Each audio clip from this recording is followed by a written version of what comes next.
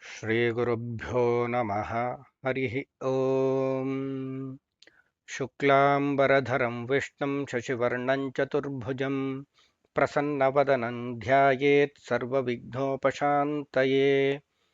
ಆಪಾದಮೌಳಿಪರ್ಯಂತಂ ಗುರುಣಾಮಾಕೃತಿಂ ಸ್ಮರೇತ್. ತೇನ ವಿಘ್ನಾಃ ಪ್ರಣಶ್ಯಂತಿ ಸಿದ್ಧ್ಯಂತಿ ಚ ಮನೋರಥಾಃ. ಶ್ರೀಗುರುಭ್ಯೋ ನಮಃ. ಹರಿ ಓಂ. ಶುಕ್ಲಾಂಬರಧರಂ ವಿಷ್ಣುಂ ಶಶಿವರ್ಣಂ ಚತುರ್ಭುಜಂ ಪ್ರಸನ್ನವದನಂ ಧ್ಯಾಯೇತ್ ಸರ್ವವಿಘ್ನೋಪಶಾಂತಯೇ. ಆಪಾದಮೌಳಿಪರ್ಯಂತಂ ಗುರುಣಾಮಾಕೃತಿಂ ಸ್ಮರೇತ್. ತೇನ ವಿಘ್ನಾಃ ಪ್ರಣಶ್ಯಂತಿ ಸಿದ್ಧ್ಯಂತಿ ಚ ಮನೋರಥಾಃ. ಶ್ರೀಗುರುಭ್ಯೋ ನಮಃ. ಹರಿ ಓಂ. ಎಲ್ಲರಿಗೂ ನಮಸ್ಕಾರ. ವಿಷ್ಣು ಸಹಸ್ರನಾಮ ಪಾಠ ಚಿಂತನೆಯ ಮುಂದಿನ ಅಧ್ಯಾಯಕ್ಕೆ ಬರ್ತಾ ಇದ್ದೀವಿ.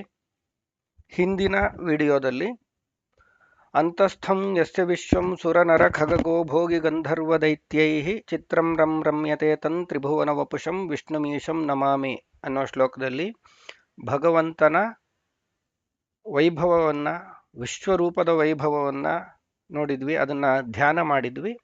ಈಗ ಮುಂದಿನ ಶ್ಲೋಕಕ್ಕೆ ಹೋಗೋಣ. ಶಾಂತಾಕಾರಂ ಭುಜಗಶಯನಂ ಪದ್ಮನಾಭಂ ಸುರೇಶಂ ವಿಶ್ವಾಧಾರಂ ಗಗನಸದೃಶಂ ಮೇಘವರ್ಣಂ ಶುಭಾಂಗಂ ಲಕ್ಷ್ಮೀಕಾಂತಂ ಕಮಲನಯನಂ ಯೋಗಿಹೃದ್ಧ್ಯಾನಗಮ್ಯಂ ವಂದೇ ವಿಷ್ಣುಂ ಭವಭಯಹರಂ ಸರ್ವಲೋಕೈಕನಾಥಂ. ಶಾಂತಾಕಾರಂ ಭುಜಗಶಯನಂ ಪದ್ಮನಾಭಂ ಸುರೇಶಂ ವಿಶ್ವಾಧಾರಂ ಗಗನಸದೃಶಂ ಮೇಘವರ್ಣಂ ಶುಭಾಂಗಂ ಲಕ್ಷ್ಮೀಕಾಂತಂ ಕಮಲನಯನಂ ಯೋಗಿಹೃದ್ಧ್ಯಾನಗಮ್ಯಂ ವಂದೇ ವಿಷ್ಣುಂ ಭವಭಯಹರಂ ಸರ್ವಲೋಕೈಕನಾಥಂ. ಇದು ಶ್ಲೋಕ. ಇದರ ಪದವಿಭಾಗ: ಶಾಂತಾಕಾರಂ ಭುಜಗಶಯನಂ ಪದ್ಮನಾಭಂ ಸುರೇಶಂ ವಿಶ್ವಾಧಾರಂ ಗಗನಸದೃಶಂ ಮೇಘವರ್ಣಂ ಶುಭಾಂಗಂ ಲಕ್ಷ್ಮೀಕಾಂತಂ ಕಮಲನಯನಂ ಯೋಗಿಹೃದ್ಧ್ಯಾನಗಮ್ಯಂ ವಂದೇ ವಿಷ್ಣುಂ ಭವಭಯಹರಂ ಸರ್ವಲೋಕೈಕನಾಥಂ. ಇದು ಸರ್ವಲೋಕ ಏಕನಾಥಂ. ಹಿಂದಿನ ಶ್ಲೋಕದಲ್ಲಿ ನಾವು ವಿಶ್ವರೂಪದ ದರ್ಶನ ಮಾಡಿದ್ವಿ, ವಿಶ್ವರೂಪ ಚಿಂತನೆ ಆಗಿತ್ತು. ಈಗ ಈ ಶ್ಲೋಕದಲ್ಲಿ ಭಗವಂತನ ರೂಪದ ವರ್ಣನೆ ಇದೆ, ಭಗವಂತನ ಗುಣಗಳ ವರ್ಣನೆ ಇದೆ. ಇಲ್ಲಿ ಶಾಂತಾಕಾರಂ ಅಂತ ಹೇಳಿದ್ದಾರೆ. ಶಾಂತ ಅಂದ್ರೆ ಶಂ ಅಂದ್ರೆ ಸಂಸ್ಕೃತದಲ್ಲಿ ಆನಂದ ಅಂತ, ಅದರ ಅಂತ ಅಂದ್ರೆ ತುತ್ತ ತುದಿ, ಆನಂದದ ಅಪರಿಮಿತವಾದ ಆನಂದದ ತುತ್ತ ತುದಿ ಅದು ಭಗವಂತ. ಆ ರೀತಿಯಾದ ಮಹತ್ತರವಾದಂತಹ ಆನಂದದ ಸ್ವರೂಪ ಭಗವಂತ. ಎಲ್ಲಿ ಯಾರ ಮುಖದಲ್ಲಿ ಆನಂದ ಇರುತ್ತೋ, ಯಾರಲ್ಲಿ ಆನಂದ ತುಂಬಿರುತ್ತೋ ಅವ್ರ ಮುಖ ಪ್ರಶಾಂತವಾಗಿರುತ್ತೆ. ಯಾರಿಗೆ ದುಃಖ ದುಗಡಗಳಿದೆಯೋ, ಭಯ ಇದೆಯೋ, ಆತಂಕಗಳಿದೆಯೋ ಅವ್ರ ಮುಖ ಪ್ರಶಾಂತವಾಗಿರಲ್ಲ. ಹಾಗಾಗಿ ಭಗವಂತ ಆನಂದಮಯನಾದ ಕಾರಣ ಅವನು ಅತ್ಯಂತ ಶಾಂತ, ಅಂದ್ರೆ ಮುಖ ತುಂಬ ಪ್ರಸನ್ನವಾಗಿದೆ. ಭುಜಗ ಶಯನಂ, ಭುಜಗ ಅಂದ್ರೆ ಈ ನಾವು ತೆವಳ್ಕೊಂಡು ಓಡಾಡುವಂಥದ್ದು ಅಂತ ಭುಜಗ ಅಂತಂದ್ರೆ, ಅಂದ್ರೆ ಶೇಷ ಅಂದ್ರೆ ಉರಗಗಳು ಅಥವಾ ಭುಜಗ ಅಂದ್ರೆ ನೆಲದಲ್ಲಿ ತೆವಳುವಂತಹ ಸರೀಸೃಪಗಳಿಗೆ ಭುಜಗ ಅಂತ ಕರೀತಾರೆ. ಅಂತಹ ಶೇಷನ ಮೇಲೆ ಮಲಗಿರುವಂತಹವನು ಅಥವಾ ಶೇಷ ಎಂಬ ಆಸನದಲ್ಲಿ ಇರುವಂತಹ ಪದ್ಮನಾಭಂ ಸುರೇಶಂ. ಪದ್ಮನಾಭ ಅಂತಂದ್ರೆ ನಾವು ಚಿತ್ರಗಳಲ್ಲಿ ಅಥವಾ ಪದ್ಮನಾಭನ ದೇವಸ್ಥಾನದಲ್ಲಿ ನೋಡಿರ್ತೇವೆ. ಭಗವಂತನದೊಂದು ವಿಗ್ರಹ ಮಲಗಿರುವಂತ, ಶೇಷನ ಮೇಲೆ ಮಲಗಿರುವಂತಹ ರೂಪ ಇರುತ್ತೆ. ಆ ನಾಭಿಯಿಂದ ಒಂದು ಕಮಲ ಹೊರಟು ಅದರಲ್ಲಿ ಚತುರ್ಮುಖ ಬ್ರಹ್ಮ ಇದ್ದಂಗೆ ಅದೊಂದು ಚಿತ್ರಣ ಇದೆ. ಅದು ಏನಪ್ಪಾ ಅಂತಂದ್ರೆ ಇಡೀ ಬ್ರಹ್ಮಾಂಡ ಚತುರ್ಮುಖ ಬ್ರಹ್ಮನ ಶರೀರ, ಅಂದ್ರೆ ಬ್ರಹ್ಮನ ಶರೀರಭೂತವಾದ ಇಡೀ ಬ್ರಹ್ಮಾಂಡ ಭಗವಂತನ ನಾಭಿ ಕಮಲದಿಂದ ಉದ್ಭವ ಆಯಿತು ಅಂತ ಶಾಸ್ತ್ರಗಳು ಹೇಳುವಂಥದ್ದು. ಹಂಗೆ ಸಕಲ ಬ್ರಹ್ಮಾಂಡದ ಜನನಕ್ಕೆ ಕಾರಣವಾದಂತಹ ಭಗವಂತನ ನಾಭಿ, ಅದನ್ನ ಇಲ್ಲಿ ಧ್ಯಾನಿಸ್ತಾ ಇದ್ದೀವಿ. ಸುರೇಶಂ. ಸುರರು ಅಂತಂದ್ರೆ ಸುಷ್ಟು ರಮಂತೆ ಇತಿ ಸುರಾಹ ಅಂತ. ಅಂದ್ರೆ ಯಾವುದು ಉತ್ತಮವಾದದ್ದು, ಯಾವುದು ಯೋಗ್ಯವಾದದ್ದು ಅದರಲ್ಲೇ ಯಾವಾಗಲೂ ರತರಾದವರು ಸುರರು. ಅವರೆಲ್ಲರಿಗೂ ಕೂಡ ಈಶ ಅಂದ್ರೆ ಒಡೆಯ, ಅವರೆಲ್ಲರಿಗೂ ಕೂಡ ದೇವಾನು. ಯಾರು ಸಮಸ್ತ ಜೀವಕೋಟಿಗಳನ್ನು ನಿಯಮಿಸುತ್ತಾರೆಯೋ ಅಂತಹ ದೇವತಾ ಶಕ್ತಿಗಳಿಗೂ ಕೂಡ ನಿಯಾಮಕನಾದಂತಹ ಭಗವಂತ ಸುರೇಶ. ವಿಶ್ವಾಧಾರಂ ಗಗನ ಸದೃಶಂ ಮೇಘವರ್ಣಂ ಶುಭಾಂಗಂ. ವಿಶ್ವಾಧಾರಂ ಅಂದ್ರೆ ಸಮಸ್ತ ಜಗತ್ತಿಗೆ ಆಧಾರಭೂತನಾಗಿ ನಿಂತವನು. ಯಾರ ಯಾರ ಶಕ್ತಿಯಿಂದ ಇಡೀ ಬ್ರಹ್ಮಾಂಡ ಸ್ಥಿರವಾಗಿ ನಿಂತಿದೆಯೋ ಅವನು ವಿಶ್ವಾಧಾರ. ಅಂದ್ರೆ ಇಲ್ಲಿ ನಾವು ಒಂದು ಚಿಕ್ಕ ವಯಸ್ಸಿಂದ ಕಥೆ ಕೇಳ್ತಿದ್ದೀವಿ. ಬ್ರಹ್ಮಾಂಡ ಎಲ್ಲಿದೆ ಅಂದ್ರೆ ಶೇಷನ ಮೇಲೆ ಇದೆ. ಶೇಷನ ಹೆಡೆ ಮೇಲೆ ಬ್ರಹ್ಮಾಂಡ ಇದೆ. ಶೇಷ ಬ್ರಹ್ಮಾಂಡವನ್ನು ಧರಿಸಿದಾನೆ ಅಂತ ಕತೆ ಕೇಳಿರ್ತೀವಿ. ಅಂದ್ರೆ ಇದು ನಾವು ಚಿತ್ರದಲ್ಲಿ ನೋಡುವಾಗ ಒಂದು ಸಾವಿರಾರು ಎಡೆ ಸರ್ಪ ಅಥವಾ 7 ಎಡೆ ಸರ್ಪ ಇರುತ್ತೆ. ಅದ್ರ ಮೇಲೆ ಒಂದು ಭೂಮಂಡಲವನ್ನ ಗೋಳವನ್ನ ಇಟ್ಟಂಗೇನೋ ಚಿತ್ರ ಇರುತ್ತೆ. ಅದನ್ನ ನೋಡಿ ಬಹಳಷ್ಟು ಜನ ತಪ್ಪು ತಿಳ್ಕೊತಾರೆ. ಒಂದು ಶೇಷನ್ ತಲೆ ಮೇಲೆ ಅದು ಬ್ರಹ್ಮಾಂಡ ಇರೋದೆಲ್ಲ ಹೇಗೆ ಅಂತ. ಅಂದ್ರೆ ಇಲ್ಲಿ ಶೇಷ ಅಂತಂದ್ರೆ ಶಿಷ್ಯತೆ ಶೇಷ ಶಕ್ತಿ, ಶಿಷ್ಯತೆ ಅಶೇಷ ಶಕ್ತಿ ಅಂತ. ಅಂದ್ರೆ ಯಾವುದು ಎಲ್ಲವೂ ಅಳಿದ ಮೇಲೂ ಯಾವುದು ಉಳಿದಿರುತ್ತದೆಯೋ ಅದು ಶೇಷಶಕ್ತಿ. ಅದೇ ಆ ಶೇಷಕ್ಕೆ ಇನ್ನೊಂದು ಹೆಸರು ಸಂಕರ್ಷಣ. ಅದನ್ನೇ ನಾವು ಇವಾಗ ಗುರುತ್ವಾಕರ್ಷಣ ಅಂತ ವಿಜ್ಞಾನಿಗಳೆಲ್ಲ ಹೇಳ್ತಾರೆ ಫಿಸಿಕ್ಸ್ ಅಲ್ಲಿ. ಅಂದ್ರೆ ಇದು ಶೇಷಶಕ್ತಿ, ಯಾವುದು ಎಲ್ಲ ಆದ ಮೇಲೂ ಉಳಿದಿರುತ್ತೋ. ಅಂದ್ರೆ ಇದೇ ಹೇಳ್ತಾರಲ್ಲ, ಮ್ಯಾಟರ್ಗೆ ನಾಶ ಇದೆ, ಎನರ್ಜಿಗೆ ನಾಶ ಇಲ್ಲ ಅಂತ ವಿಜ್ಞಾನ ಹೇಳುತ್ತಲ್ಲ, ಅದನ್ನೇ ನಮ್ಮ ಶಾಸ್ತ್ರವು ಕೂಡ ಹೇಳುವಂಥದ್ದು. ಸಮಸ್ತ ಜಗತ್ತಿಗೆ ಆಧಾರಭೂತವಾದ ಆ ಆಕರ್ಷಣ ಶಕ್ತಿ ಏನಿದೆ ಅದು ಭಗವಂತನದ್ದೇ ಶಕ್ತಿ. ಆ ಭಗವಂತನ ಸಂಕಲ್ಪದಿಂದ ಇಚ್ಛಾ ಮಾತ್ರಂ ಪ್ರಭವ ಸೃಷ್ಟಿ ಅಂತ ಏನಿದೆಯೋ ಅದು ಕೂಡ ಇಚ್ಛಾ ಮಾತ್ರದಿಂದಲೇ ಲಯವೂ ಆಗುತ್ತೆ, ನಿಯಮನವೂ ಕೂಡ ಆ ಇಚ್ಛಾ ಮಾತ್ರದಿಂದಲೇ ಆಗುತ್ತೆ. ಆ ಭಗವಂತನ ಇಚ್ಛಾಶಕ್ತಿ, ಸಂಕರ್ಷಣ ಶಕ್ತಿ, ಅದರ ಬಗ್ಗೆ ಇಲ್ಲಿ ಹೇಳ್ತಾರೆ. ಮತ್ತೆ ಗಗನ ಸದೃಶಂ, ಭಗವಂತ ಆಕಾಶದಂಗಿದ್ದಾನೆ ಅಂತ. ಗಗನ ಅಂದ್ರೆ ಆಕಾಶದ ಗುಣ ಏನಂತಂದ್ರೆ ಅದು ಎಲ್ಲೆಡೆ ವ್ಯಾಪ್ತವಾಗಿರುವಂಥದ್ದು. ಆಕಾಶ ಇಲ್ಲದೆ ಇರೋ ಜಾಗ ಯಾವುದು? ನಮ್ಮ ಅಂಗ ಉಪಾಂಗಗಳ ಒಳಗೂ ಕೂಡ ಆಕಾಶ ಇದೆ ಅಲ್ವಾ. ನಾವು ಈಗ ಬಾಯಿ ತೆಗೆದಾಗ ಅದರೊಳಗಡೆ ನೀರು ಹಾಕ್ತಿವಿ. ನೀರು ಹಾಕಕ್ಕೆ ಅಥವಾ ಏನೋ ಒಂದು ವಸ್ತುವನ್ನ ಬಾಯಲ್ಲಿ ಹಾಕ್ಬೇಕಂದ್ರೆ ಆಹಾರವನ್ನು ಏನಾದರೂ, ಅಲ್ಲಿ ಜಾಗ ಇರ್ಬೇಕಲ್ವಾ. ಆ ಜಾಗಕ್ಕೆ ಗಗನ ಅಥವಾ ಆಕಾಶ ಅಂತ ಹೇಳ್ತೀವಿ. ಇನ್ನೊಂದು ಏನಂದ್ರೆ ಅಣೋರಣೀಯಾನ್ ಮಹತೋ ಮಹೀಯಾನ್ ಅಂತ ನಾವು ಕೇಳಿದೀವಿ ಉಪನಿಷತ್ಗಳಲ್ಲಿ ಭಗವಂತನ ಬಗ್ಗೆ. ಈಗ ಅಣೋರಣೀಯಾನ್ ಅಂದ್ರೆ ಅಣುವಿನಲ್ಲೂ ಇದ್ದಾನೆ. ಅಂದ್ರೆ ಈಗ ನಾವು ಒಂದು ಅಣು ಅಂತಂದ್ರೆ ಅದ್ರೊಳಗಡೆ ಪ್ರೋಟಾನ್, ನ್ಯೂಟ್ರಾನ್, ಎಲೆಕ್ಟ್ರಾನ್ ಅಂತೆಲ್ಲ ಇರುತ್ತೆ, ಅದು ಚಲಿಸ್ತಾ ಇರುತ್ತೆ ಅಂತ ವಿಜ್ಞಾನಿಗಳು ಹೇಳೋದು ನಾವು ಕೇಳಿದೀವಿ. ಹಾಗೆ ಅದರಲ್ಲಿ ಎಲ್ಲೋ ಒಂದು ಕಡೆ ಚಲನೆ ಇದೆ ಅಂತಂದ್ರೆ ಅಲ್ಲಿ ಕೂಡ ಒಂದು ಜಾಗ ಅಂತ ಇರಬೇಕಾಗತ್ತೆ. ಅದನ್ನೇ ಗಗನ ಆಕಾಶ ಅಂತ ಹೇಳ್ತಾರೆ. ಅಂದ್ರೆ ಭಗವಂತ ಇರದ ಜಾಗವೇ ಇಲ್ಲ, ಅದು ಹಂಗಾಗಿ ಆಕಾಶದಂತೆ ಎಲ್ಲ ಕಡೆ ಇದ್ದಾನೆ ಅಂತ. ಇನ್ನು ಕೆಲವರು ಇದರಲ್ಲಿ ಏನು ತಪ್ಪು ತಿಳ್ಕೊತಾರೆ ಅಂದ್ರೆ ಗಗನ ಆಕಾಶದಂಗೆ ಅಂದ್ರೆ ಆಕಾಶಕ್ಕೆ ರೂಪ ಇಲ್ಲ ಅಲ್ವಾ, ಮತ್ತೆ ಇಷ್ಟೊಂದೆಲ್ಲ ರೂಪವನ್ನ ಹೇಗೆ ಹೇಳಿದ್ವಿ ಭಗವಂತನಿಗೆ ಅಂದ್ರೆ ಅವನು ಆಕಾಶದಂತೆ ವ್ಯಾಪ್ತನಾದವನು ಹೌದು. ಆದರೆ ಆಕಾಶಕ್ಕಿಲ್ಲದ ಇನ್ನೊಂದು ಗುಣ ಇದೆ, ಅವನು ಸರ್ವಶಕ್ತ. ಅವನು ಎಲ್ಲವನ್ನೂ ಮಾಡಬಲ್ಲಂತಹ ಶಕ್ತಿ ಇರೋದ್ರಿಂದ ಅವನು ರೂಪ ಇಲ್ಲದೆಯೂ ಇರಬಲ್ಲ, ರೂಪ ಇದ್ದು ಇಲ್ಲದ ಹಾಗೆ ಕೂಡ ಇರಬಲ್ಲ. ಅತ್ಯಂತ ವಿಚಿತ್ರವಾದಂತಹ ಭಗವತ್ ಶಕ್ತಿ. ಅದ್ರ ಬಗ್ಗೆ ಇಲ್ಲಿ ಅನುಸಂಧಾನ ಕೊಡ್ತಾ ಇದ್ದಾರೆ ನಮ್ಗೆ. ಮೇಘವರ್ಣಂ ಅಂದ್ರೆ ಇಲ್ಲಿ ಆಕಾಶದಂಗಿದಾನೆ ಅಂದ್ವಿ, ನೆಕ್ಸ್ಟ್ ಮುಂದೆ ಅಲ್ಲಿ ಮೇಘವರ್ಣಂ ಮೋಡದಂತೆ ಬಣ್ಣ ಅಂತ. ಅಂದ್ರೆ ಇಲ್ಲಿ ನಾವು ನೀಲವರ್ಣ ಅಥವಾ ಕಾಳಮೇಘ ಅಥವಾ ನೀಲವರ್ಣ ಅಂತ ಹೇಳ್ತೀವಿ, ಅಥವಾ ಅಲ್ಟ್ರಾ ವೈಲೆಟ್ ಅಂತ ಏನ್ ಹೇಳ್ತೀವಿ, ಅದು ಆ ಅಲ್ಟ್ರಾ ವೈಲೆಟ್ ಅನ್ನೋ ಶಕ್ತಿಯಾಗಿ ಭಗವಂತ ಅಲ್ಲಿ ವ್ಯಾಪಿಸಿದ್ದಾನೆ ಆಕಾಶದಲ್ಲಿ. ಶುಭಾಂಗಂ, ಶುಭ ಅಂದ್ರೆ ಮಂಗಳಕರವಾದದ್ದು, ಒಳ್ಳೆಯದ್ದು ಅಂತ ಏನು ಕನ್ನಡದಲ್ಲಿ ಹೇಳುದು, ಅದು ಮಂಗಳಪ್ರದವಾದ ಅಂಗಗಳು. ನಮಗೆಲ್ಲ ಏನಂತಂದ್ರೆ ನಾವು ಶುಭಕ್ಕಿಂತ ಅಶುಭವೇ ಜಾಸ್ತಿ. ಎಲ್ಲೋ ಏನೋ ಒಂದು ಮುಟ್ಟಿದ್ರೆ ನಾವು ಅಶುಭವಾಗ್ತೀವಿ, ಇನ್ನೊಂದೇನೋ ಮಾತಾಡಿದ ತಕ್ಷಣ ಅಶುಭ ಆಗ್ತೀವಿ. ನಾವು ಶುಭ ಆಗೋದಕ್ಕಿಂತ ಅಶುಭದಲ್ಲೇ ಯಾವಾಗಲೂ ಇರ್ತೀವಿ. ಶುಭ ಆಗೋದು ಕಷ್ಟ ನಮ್ಗೆ. ಆದ್ರೆ ಭಗವಂತನಿಗೆ ಹಂಗಲ್ಲ, ಅವನು ನಿತ್ಯ ಶುಭಾಂಗ, ಯಾವಾಗಲೂ ಶುಭಪ್ರದನಾಗಿ ಅತ್ಯಂತ ಪವಿತ್ರನಾಗಿ ಇರುವಂತಹ ಭಗವಂತನ ಅಂಗಗಳು, ಅದರ ಧ್ಯಾನ ಇಲ್ಲಿದೆ. ಲಕ್ಷ್ಮೀಕಾಂತಂ, ಲಕ್ಷ್ಮೀಕಾಂತಂ ಅಂತಂದ್ರೆ ಲಕ್ಷ್ಮೀ ದೇವಿಗೆ ಅತ್ಯಂತ ಪ್ರಿಯನಾದವನು ಅಂತ ಒಂದು ಅರ್ಥ. ಇನ್ನೊಂದು ಲಕ್ಷ್ಮಿ ಅಂತಂದ್ರೆ ಲಕ್ಷ್ಮ ಅಂದ್ರೆ ಲಕ್ಷಣ ಅಥವಾ ಜ್ಞಾನ. ಯಾರು ಲಕ್ಷ್ಮ ಅಂದ್ರೆ ಜ್ಞಾನ ಉಳ್ಳವರು ಅವರು ನಿಜವಾದ ಲಕ್ಷ್ಮೀಗಳು ಅಂತಂದ್ರೆ ಲಕ್ಷ್ಮೀ ದೇವಿ ಅಷ್ಟೇ. ಮತ್ತು ಯಾರು ಜ್ಞಾನಿಗಳಿದಾರೋ ಅವರೆಲ್ಲರೂ ಕೂಡ ಲಕ್ಷ್ಮೀಗಳು. ಅವರೆಲ್ಲರಿಗೂ ಅತ್ಯಂತ ಪ್ರಿಯನಾದವನು ಅಂದ್ರೆ ಲಕ್ಷ್ಮೀ ದೇವಿಗೆ ಮತ್ತು ಸಮಸ್ತ ಜ್ಞಾನಿಗಳಿಗೆ ಅತ್ಯಂತ ಪ್ರಿಯನಾದವನು ಲಕ್ಷ್ಮೀಕಾಂತ.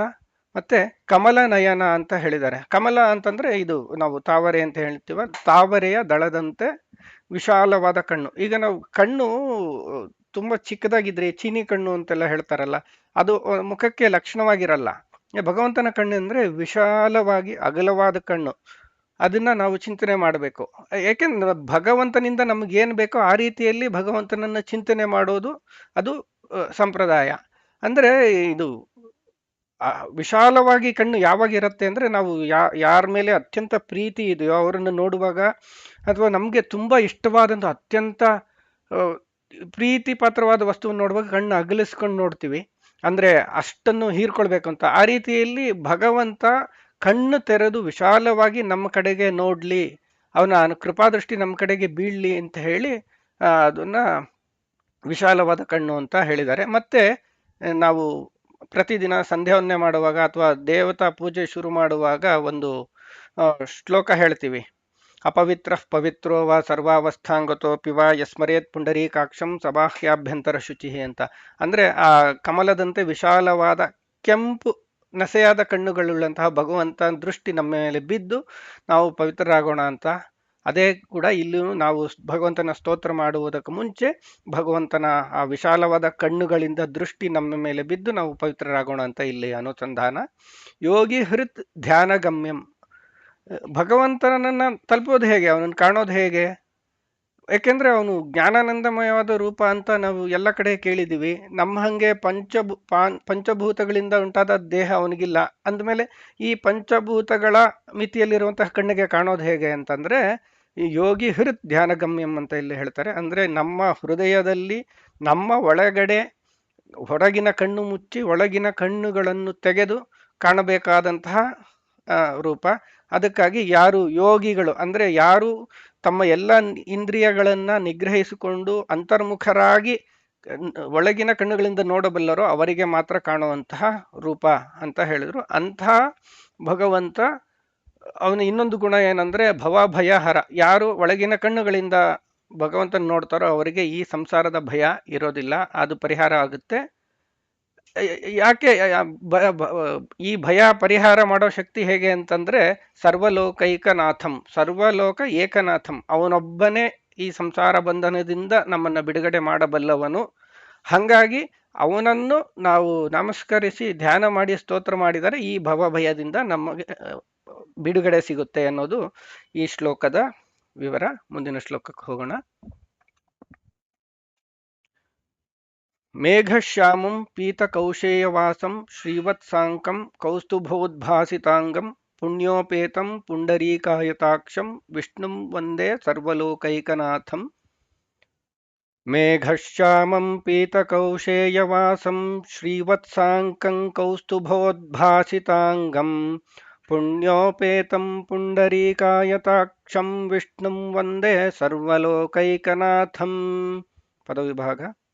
ಮೇಘಶ್ಯಾಮಂ ಪೀತಕೌಶೇಯವಾಸಂ ಶ್ರೀವತ್ಸಾಂಕಂ ಕೌಸ್ತುಭ ಉದ್ಭಾಸಿತಾಂಗಂ ಪುಣ್ಯೋಪೇತಂ ಪುಣ್ಯ ಉಪೇತಂ ಪುಂಡರೀಕಾಯತಾಕ್ಷಂ ಪುಂಡರೀಕ ಆಯತಾಕ್ಷಂ ವಿಷ್ಣುಂ ವಂದೇ ಸರ್ವಲೋಕೈಕನಾಥಂ, ಸರ್ವಲೋಕ ಏಕನಾಥಂ ಅಂತ ಇಲ್ಲಿ ಇದೆ. ಮೇಘಶ್ಯಾಮಂ ಭಗವಂತನ, ಇಲ್ಲಿ ವಿಶೇಷವಾಗಿ ನಾವು ಕೃಷ್ಣನ ವರ್ಣನೆಯನ್ನು ನೋಡ್ತಿದ್ವಿ, ಭಗವಂತನ ಕೃಷ್ಣ ರೂಪದ ವರ್ಣನೆಯನ್ನ. ಅದರಲ್ಲೂ ವಿಶೇಷವಾಗಿ ಬಾಲ್ಯಾವಸ್ಥೆಯಲ್ಲಿ ಗೋಪಾಲಕನಾಗಿ ನಂದನ ಜೊತೆ ಕಾಡುಗಳಲ್ಲಿ ಅಲೆಯುತ್ತಾ ಕಾಡಿನಲ್ಲಿ ಆ ಗೋವುಗಳ ನಡುವೆ ಓಡಾಡುತ್ತಿದ್ದಂತಹ ಪುಟ್ಟ ಕೃಷ್ಣನ ವರ್ಣನೆ ಇಲ್ಲಿ ಬರುತ್ತೆ. ಮೇಘಶ್ಯಾಮಂ, ಅವನು ಅತಿ ನೀಲವಾದಂತಹ ಆ, ತುಂಬಿದ ಮೋಡದಂತಹ ಬಣ್ಣವುಳ್ಳನಾಗಿದ್ದಂತೆ. ಪೀತ ಕೌಶೇಯ ವಾಸಂ, ಕೌಶೇಯ ವಾಸ ಅಂತಂದ್ರೆ ಕುಶ ಅಂದ್ರೆ ದರ್ಭೆ ಗೊತ್ತು ನಮ್ಗೆ. ಕೌಶೇಯ ಅಂದ್ರೆ ಕುಶದಿಂದ, ಅಂದ್ರೆ ಈ ದರ್ಭೆಗಳಿಂದ ಅಥವಾ ನಾರು ಮಡಿ ಅಂತ ಏನ್ ಹೇಳ್ತೀವಿ, ಆ ಬಟ್ಟೆ ಹಳದಿ ಬಣ್ಣದ್ದು. ಈಗ ತುಂಬಾ ಒಣಗಿರುವಂತಹದ್ದು ದರ್ಬೆ, ಅದು ಒಂದು ಸ್ವಲ್ಪ ಹಳದಿ ಮಿಶ್ರಿತ ಹಸಿರು ಈ ತರ ಒಂದು ವಿಚಿತ್ರವಾದ ಬಣ್ಣ ಇರುತ್ತೆ. ಆ ಬಣ್ಣದ ಬಟ್ಟೆಯನ್ನ, ಆ ವಸ್ತ್ರವನ್ನ ಭಗವಂತ ವಾಸಸ್ ಅಂತಂದ್ರೆ ಬಟ್ಟೆ, ಅದನ್ನ ಧರಿಸಿದಾನೆ. ಶ್ರೀವತ್ಸಾಂಕಂ, ಅವನ ಎದೆ ಮೇಲೆ ಶ್ರೀವತ್ಸ ಚಿಹ್ನೆ ಇದೆ. ಕೌಸ್ತುಭ ಉದ್ಭಾಸಿತ ಅಂಗಂ, ಅಂದ್ರೆ ಕೌಸ್ತುಭ ಮಣಿ, ಅವರ ತಾಯಿ ಒಂದು ಯಾವುದೋ ಒಂದು ಮಣಿ, ಕೌಸ್ತುಭ ಮಣಿ, ಅದು ಒಂದು ಹಾರಕ್ಕೆ ಅದನ್ನ ಹಾಕಿದಾಳೆ ತಾಯಿ. ಅಲ್ಲಿ ಆ ಮಣಿಯನ್ನ, ಆ ಮಣಿಯಿಂದ ಭಗವಂತನಿಗೆ ಅಲಂಕಾರ ಆಗ್ತಾ ಇಲ್ಲ. ಈಗ ನಮಗೆಲ್ಲ ನಾವು ಬಂಗಾರ ಹಾಕೊಂಡ್ರೆ ನಾವು ಒಂದು ಸ್ವಲ್ಪ ಚೆನ್ನಾಗಿ ಕಾಣ್ತೀವಿ, ಆದ್ರೆ ಭಗವಂತನ ವಿಷಯದಲ್ಲಿ ಏನಂದ್ರೆ ಅವನು ಅದನ್ನ ಧರಿಸಿದ ಮೇಲೆ ಕೌಸ್ತುಭ ಮಣಿಗೆ ಒಂದು ಛಂದ ಬಂತು, ಅದಕ್ಕೊಂದು ಕಾಂತಿ ಬಂತು, ಭಗವಂತನ ಸ್ಪರ್ಶದಿಂದ ಅದಕ್ಕೊಂದು ವಿಶಿಷ್ಟ ಕಾಂತಿ ಬಂತು. ಅದನ್ನ ಇಲ್ಲಿ ಹೇಳ್ತಾ ಇದ್ದಾರೆ. ಪುಣ್ಯೋಪೇತಂ ಪುಂಡರೀಕ ಆಯತಾಕ್ಷಂ, ನಾವು ಹಿಂದೆ ಶ್ಲೋಕದಲ್ಲಿ ನೋಡಿದ್ವಿ, ಪುಂಡರೀಕಾಕ್ಷನ ಸ್ಮರಣೆ ಮಾಡೋದ್ರಿಂದ ನಾವು ಪವಿತ್ರರಾಗ್ತೀವಿ ಅಂತ. ಅದನ್ನೇ ಇಲ್ಲಿ ಹೇಳಿದರೆ. ಪುಂಡರೀಕ ಅಂದ್ರೆ ಆ ಕೆಂಪು ಕಮಲ, ಕೆಂದಾವರೆಯಂತೆ ವಿಶಾಲವಾದ ಕಣ್ಣುಗಳು. ವಿಶಾಲವಾದ ಕಣ್ಣು ಅಂದ್ರೆ ಯಾವಾಗಲೂ ಅದು ಅತ್ಯಂತ ಸೌಂದರ್ಯದ ಸಂಕೇತ. ಮುಖದಲ್ಲಿ ನಿಜವಾಗಿ ಸೌಂದರ್ಯ ತೋರೋದೇ ಕಣ್ಣುಗಳು. ಆ ಕಣ್ಣು ಚೆನ್ನಾಗಿದ್ರೆ ಮುಖದ ಬಣ್ಣ, ಮೈ ಬಣ್ಣ ಹೇಗಿದ್ರು ಕೂಡ ಅದು ಗಮನಕ್ಕೆ ಬರಲ್ಲ. ಆ ಕಣ್ಣು ಅಷ್ಟು ಆಕರ್ಷಣೀಯವಾಗಿರುತ್ತೆ. ಅದನ್ನ ಇಲ್ಲಿ ಹೇಳ್ತಾ ಇದ್ದಾರೆ. ಮತ್ತು ಪುಣ್ಯೋಪೇತಂ, ಅತ್ಯಂತ ಪುಣ್ಯಮಯವಾದಂಥದ್ದು. ಒಂದು ಪುಣ್ಯ ಉಪೇತಂ, ಯಾರು ಪುಣ್ಯವಂತರಿದ್ದಾರೋ, ಯಾರು ಪುಣ್ಯ ಸಂಪಾದನೆ ಮಾಡಿದಾರೋ, ಜ್ಞಾನಿಗಳಿದಾರೋ, ಪವಿತ್ರರಾಗಿದ್ದಾರೋ ಅವರು ಭಗವಂತನನ್ನು ತಲುಪಬಲ್ಲರು ಅಂತ ಒಂದು. ಇನ್ನೊಂದು ಅತ್ಯಂತ ಪುಣ್ಯ ರೂಪನು, ಪುಣ್ಯ ಸ್ವರೂಪನಾದವನು ಅಂತ ಒಂದು ಅರ್ಥ. ಅಂತಹ ಸರ್ವಲೋಕೈಕನಾಥಂ, ಸಮಸ್ತ ಜಗತ್ತಿಗೆ ನಾಥನಾದಂತಹ ವಿಷ್ಣು ಭಗವಂತನನ್ನು ಒಂದೇ ನಮಸ್ಕರಿಸುತ್ತೇವೆ ಅಂತ ಈ ಶ್ಲೋಕದಲ್ಲಿ ಚಿಂತನೆಯಾಗಿದೆ. ಮುಂದಿನ ಶ್ಲೋಕ. ನಮಃ ಸಮಸ್ತ ಭೂತಾನಾಮಾದಿಭೂತಾಯ ಭೂಭೃತೆ ಅನೇಕ ರೂಪ ರೂಪಾಯ ವಿಷ್ಣವೇ ಪ್ರಭವಿಷ್ಣವೇ. ನಮಃ ಸಮಸ್ತ ಭೂತಾನಾಂ ಆದಿಭೂತಾಯ ಭೂಭೃತೆ ಅನೇಕ ರೂಪ ರೂಪಾಯ ವಿಷ್ಣವೇ ಪ್ರಭವಿಷ್ಣವೇ. ಪದವಿಭಾಗ. ನಮಃ ಸಮಸ್ತ ಭೂತಾನಾಂ ಆದಿಭೂತಾಯ ಭೂಭೃತೆ ಅನೇಕ ರೂಪ ರೂಪಾಯ ವಿಷ್ಣವೇ ಪ್ರಭವಿಷ್ಣವೇ. ಇದರ ಅರ್ಥ, ನಮಃ ಸಮಸ್ತ ಭೂತಾನಾಂ ಆದಿಭೂತಾಯ. ಭೂತರು ಅಂತಂದ್ರೆ ಹಿಂದಿನ ವಿಡಿಯೋಗಳಲ್ಲಿ ಗಮನಿಸಿದ್ವಿ, ಭೂತ ಯಾರು ಭೂತಿ ಹೊಂದಬಲ್ಲವರೋ ಅವರು ಭೂತರು. ಅಂದ್ರೆ ಯಾರು ಉದ್ಧಾರ ಆಗಬಲ್ಲರೋ, ಯಾರು ಮೋಕ್ಷ ಯೋಗ್ಯರೋ ಅವರು ಭೂತರು, ಅಂದ್ರೆ ಜೀವಿಗಳು. ಆ ಎಲ್ಲ ಜೀವಿಗಳಿಗೂ ಕೂಡ ಆದಿಭೂತ, ಎಲ್ಲ ಜೀವಿಗಳಿಗೆ ಮುಂಚೆ ಅಸ್ತಿತ್ವದಲ್ಲಿ ಇದ್ದಂತಹ ಭಗವಂತ ಮತ್ತು ಎಲ್ಲಾ ಭೂತರಿಗೂ ಭೂತಿಯನ್ನು ಕೊಡಬಲ್ಲಂತಹ ಮಹದ್ಭೂತ ಅಂತ ಭಗವಂತ. ಅವನು ಏನಂದ್ರೆ ಭೂಭೃತ್. ಭೂ ಅಂತಂದ್ರೆ ಈ ಸಮಸ್ತ ಜಗತ್ತವನ್ನು ಭರಣೆ ಮಾಡುವವನು. ಅಂದ್ರೆ ಸೃಷ್ಟಿ ಸ್ಥಿತಿ ಲಯ ಅಂತ ಏನು ಹೇಳ್ತೀವಿ, ಅಲ್ಲಿ ಸ್ಥಿತಿ ಕಾರಣನಾದಂತಹ ರೂಪ ವಿಷ್ಣು. ಅದನ್ನ ಇಲ್ಲಿ ಹೇಳ್ತಾ ಇದ್ದಾರೆ. ಸಮಸ್ತ ಜಗತ್ತಿಗೂ ಆಗು ಹೋಗುಗಳನ್ನು, ಊಟ ತಿಂಡಿ ನಿದ್ರೆ ಹಸಿವು ಬಾಯಾರಿಕೆ ಈ ಎಲ್ಲ ವ್ಯವಸ್ಥೆಯನ್ನು ಮಾಡುವಂತಹ ಭಗವಂತನ ರೂಪ. ಅಂಥ ಅನೇಕ ರೂಪ ರೂಪಾಯ ವಿಷ್ಣವೇ. ನಾವು ಹಿಂದೆ ಶ್ಲೋಕದಲ್ಲಿ ಕೇಳಿದ್ವಿ, ವಿಷ್ಣು ಅಂತಂದ್ರೆ ಸರ್ವತ್ರ ವ್ಯಾಪ್ತನಾದಂತಹ ಭಗವಂತ ಅಂತ. ವಿಶತೀತಿ ವಿಷ್ಣು, ಎಲ್ಲರಲ್ಲೂ ಪ್ರವೇಶಿಸಿರುವವನು, ಒಳಗೂ ಹೊರಗೂ ತುಂಬಿರುವವನು ಅಂತ. ನಮ್ಮನ್ನೆಲ್ಲ ಚೇಷ್ಟಕನಾಗಬೇಕಂದ್ರೆ, ನಮ್ಮಲ್ಲಿ ಒಳಗಿದ್ದ ಎಲ್ಲ ಕೆಲಸ ಮಾಡಿಸ್ಬೇಕಂದ್ರೆ ಅವನು ಒಂದೇ ರೂಪದಿಂದ ಇರಲ್ಲ. ಈಗ ನನ್ನಲ್ಲಿ ನನ್ನ ರೂಪದಿಂದ ಆನೆಯಲ್ಲಿ ಆನೆಯಂತೆ, ಕುರಿಯಲ್ಲಿ ಕುರಿಯಂತೆ, ಹುಲಿಯಲ್ಲಿ ಹುಲಿಯಂತೆ ಇದ್ದು ಆ ರೂಪದ ಒಳಗಿನ ಎಲ್ಲ ಚೇಷ್ಟಕನಾಗಿ ಎಲ್ಲ ಕಾರ್ಯಗಳನ್ನು ವ್ಯಾಪಾರಗಳನ್ನು ನಡೆಸುವಂತಹ ರೂಪ. ಹಾಗಾಗಿ ಅನೇಕ ರೂಪಾಯ, ಅನೇಕ ರೂಪವುಳ್ಳಂತಹ ಸ್ವರೂಪ ಭಗವಂತ. ಅನಂತ ರೂಪಗಳಲ್ಲಿದ್ದು ಕೂಡ ಅವನಿಗೆ ಒಂದೇ ರೂಪ, ಅದು ಅನಂತವಾಗಿ ತೋರ್ಪಡಿಸಿಕೊಳ್ತಾನೆ ನಮ್ಗೆಲ್ಲರಿಗೂ ಕಾಣೋ ಹಾಗೆ. ಅದನ್ನ ಇಲ್ಲಿ ಹೇಳ್ತಾರೆ. ಅಂತಹ ಪ್ರಭವಿಷ್ಣವೇ, ಸಮಸ್ತ ಜಗತ್ತಿನ ಪ್ರಭುವಾದಂತಹ ವಿಷ್ಣುಗೆ ನಮಃ ನಮಸ್ಕಾರಗಳು ಅಂತ ಈ ಶ್ಲೋಕದಲ್ಲಿ ಹೇಳ್ತಾ ಇದ್ದಾರೆ. ಮುಂದಿನ ಶ್ಲೋಕ. ಸಶಂಖಚಕ್ರಂ ಸಕಿರೀಟಕುಂಡಲಂ ಸಪೀತವಸ್ತ್ರಂ ಸರಸೀರುಹೇ ಕ್ಷಣಂ ಸಹಾರವಕ್ಷಸ್ಥಲಕೌಸ್ತುಭಶ್ರಿಯಂ ನಮಾಮಿ ವಿಷ್ಣುಂ ಶಿರಸಾ ಚತುರ್ಭುಜಂ. ಸಶಂಖಚಕ್ರಂ ಸಕಿರೀಟಕುಂಡಲಂ ಸಪೀತವಸ್ತ್ರಂ ಸರಸೀರುಹೇ ಕ್ಷಣಂ ಸಹಾರವಕ್ಷಸ್ಥಲಕೌಸ್ತುಭಶ್ರಿಯಂ ನಮಾಮಿ ವಿಷ್ಣುಂ ಶಿರಸಾ ಚತುರ್ಭುಜಂ. ಪದವಿಭಾಗ. ಸ ಶಂಖಚಕ್ರಂ ಸ ಕಿರೀಟಕುಂಡಲಂ ಸ ಪೀತವಸ್ತ್ರಂ ಸರಸೀರುಹ ಈಕ್ಷಣಂ ಸ ಹಾರ ವಕ್ಷಸ್ಥಲ ಕೌಸ್ತುಭಶ್ರಿಯಂ ನಮಾಮಿ ವಿಷ್ಣುಂ ಶಿರಸಾ ಚತುರ್ಭುಜಂ. ಇದು ಇನ್ನೊಂದು ಪಾಠದಲ್ಲಿ, ಕೆಲವು ಪುಸ್ತಕಗಳಲ್ಲಿ ಸಹಾರ ವಕ್ಷಸ್ಥಲ ಶೋಭಿ ಕೌಸ್ತುಭಂ ಅಂತ ಕೂಡ ಇದೆ. ಯೂಟ್ಯೂಬ್ನ ಕೆಲವು ಆವೃತ್ತಿಗಳಲ್ಲಿ ಅದು ಕೂಡ ಇದೆ. ಎರಡು ಕೂಡ ಹೆಚ್ಚು ಕಮ್ಮಿ ಒಂದೇ ಅರ್ಥಗಳನ್ನ ಹೇಳುವಂಥದ್ದು. ಇಲ್ಲಿ ಹಿಂದೆ ನಾವು ನೋಡಿದ್ದು ಕಾಡಾಡಿಯಾಗಿ ಗೋಕುಲದಲ್ಲಿ ಗೋವುಗಳ ನಡುವೆ ಓಡಾಡಿಕೊಂಡಿದ್ದಂತಹ ಗೋಕುಲ ಕೃಷ್ಣ, ಬಾಲಕನ ಕೃಷ್ಣನ ನೋಡಿದ್ವಿ. ಈಗ ಗೋಕುಲದಿಂದ ಮಥುರೆಗೆ ಬಂದ ಕೃಷ್ಣ ಯುವಕ, ರಾಜಕುಮಾರ.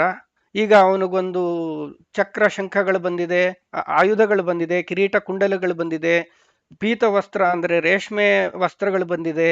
ಹೀಗೆ ಅವನು ರಾಜ ಅಲಂಕಾರದಲ್ಲಿ ಈಗ ರಾಜಕುಮಾರನಾಗಿ ಕೃಷ್ಣ ಇಲ್ಲಿ ಕಾಣಿಸ್ಕೊಳ್ತಾ ಇದ್ದಾನೆ. ಅದು ಇಲ್ಲಿ ಸ ಶಂಖಚಕ್ರಂ ಅಂದರೆ ಶಂಖ ಚಕ್ರಗಳೊಂದಿಗೆ ಇರುವಂತಹ ಕೃಷ್ಣನ ರೂಪ. ಶಂಖ ಮತ್ತೆ ಚಕ್ರ ಧರಿಸಿದ್ದಾನೆ. ಸ ಕಿರೀಟ ಕುಂಡಲಂ, ಈಗ ಕಿರೀಟ ಬಂದಿದೆ, ಒಂದು ಬಂಗಾರದ ಕಿರೀಟ. ಮತ್ತೆ ಕುಂಡಲ. ಕುಂಡಲ ಅಂತಂದ್ರೆ ಈ ಕಿವಿಗಳಿಗೆ ಅಲಂಕಾರಕ್ಕೆ ಓಲೆ ಅಂತ ಏನು ಹೇಳ್ತೀವಲ್ಲ, ಹಿಂದಿನ ಕಾಲದಲ್ಲಿ ರಾಜ ಮಹಾರಾಜರಲ್ಲಿ ಹೆಣ್ಣು ಗಂಡು ಅಂತ ಭೇದವಿಲ್ಲದೆ ಎಲ್ಲರೂ ಬಂಗಾರದ ಅಲಂಕಾರಗಳು ಮಾಡ್ಕೊಳ್ತಾ ಇದ್ರು. ಕಿವಿಗೂ ಹಾಕೊಳ್ಳೋರು, ಕೈಗೆ ಬಂಗಾರದ ಬಳೆ ಅಥವಾ ಕಡಗ ಹಿಂಗೆ ಧರಿಸೋರು, ಹೆಚ್ಚು ಕಮ್ಮಿ ಒಂದೇ ತರ ಅಲಂಕಾರಗಳು ಇರ್ತಿದ್ವು ಅವಾಗ. ಅದನ್ನ ಇಲ್ಲಿ ಹೇಳ್ತಾರೆ. ಕಿರೀಟ ಕುಂಡಲಗಳನ್ನ ಧರಿಸಿದಾನೆ. ಸ ಪೀತವಸ್ತ್ರಂ ಅಂದ್ರೆ, ಪೀತವಸ್ತ್ರ ಅಂದ್ರೆ ಇಲ್ಲಿ ರೇಷ್ಮೆ ಬಟ್ಟೆ, ಆ ಹಳದಿ ಬಣ್ಣದ ರೇಷ್ಮೆ ಬಟ್ಟೆಯನ್ನು ಧರಿಸಿದ್ದಾನೆ. ಈಗ ರಾಜಕುಮಾರ, ಮಹಾರಾಜನ ಮೊಮ್ಮಗ, ಹಾಗಾಗಿ ಅವನು ಆ ರಾಜವಸ್ತ್ರದಲ್ಲಿ ಇದ್ದಾನೆ. ಸರಸೀರುಹ ಈ ಕ್ಷಣಂ. ಸರಸಿ ರುಹ ಅಂದ್ರೆ, ಸರಸ್ ಅಂದ್ರೆ ಕೆರೆ, ಅದರಲ್ಲಿ ರುಹ ಅಂದ್ರೆ ಬೆಳೆದಂಥದ್ದು.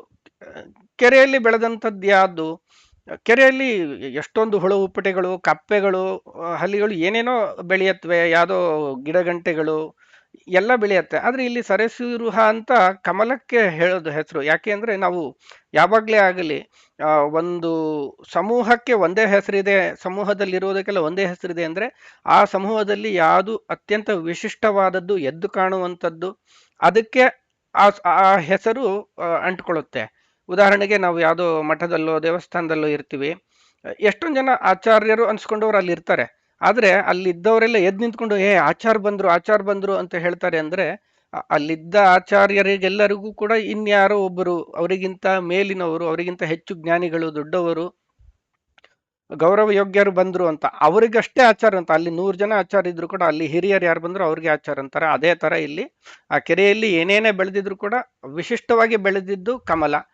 ಹಾಗಾಗಿ ಅದಕ್ಕೆ ಸರಸೀರುಹ ಅಂತ ಹೆಸರು. ಅಂತಹ ಕಮಲದಂತಹ ಈ ಕ್ಷಣ ಅಂದ್ರೆ ಕಣ್ಣು.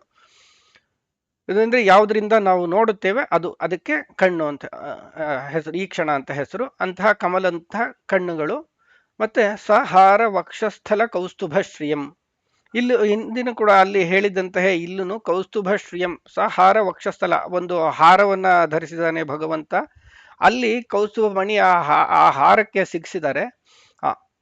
ಆ ಭಗವಂತನ ವಕ್ಷಸ್ಥಲದ ಮೇಲೆ ನಿಂತಿರೋದ್ರಿಂದ ಆ ಕೌಸ್ತುಭ ಶ್ರೀಂ, ಕೌಸ್ತುಭಕ್ಕೆ ಒಂದು ಶೋಭೆ ಬಂದಿದೆ.